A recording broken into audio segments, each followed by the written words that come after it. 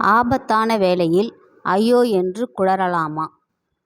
ஒரு மரவெட்டி மரத்தின் கிளை மீது அமர்ந்து கொண்டு அந்த கிளையையே வெட்டினானாம். உமாதேவியார் பார்த்துவிட்டு, இவன் என்ன முட்டாளாக இருக்கிறானே, கீழே விழுந்து சாக அல்லவா போகிறான் என்று சிவபெருமானிடம் சொன்னாராம். அதற்கு அவர் சொன்னாராம், சரி, அவன் உதவிக்கு உன்னை கூப்பிட்டால் நீ போய் காப்பாற்று, என்னை கூப்பிட்டால் நான் காப்பாற்றுகிறேன் என்றாராம். இருவரும் மிகவும் கவனமாக அடுத்து என்ன நடக்கப் போகிறது என்று ஆவலோடு பார்த்து கொண்டிருந்தார்களாம்.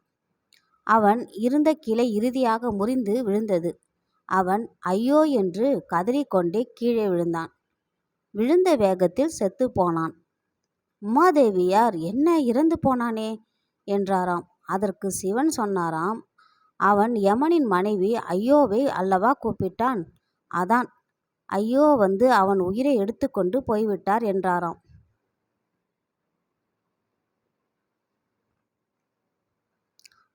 அதான் ஐயோ என்று ஏன் சொல்லக்கூடாது என்பதற்கான ஒரு சின்ன கதை.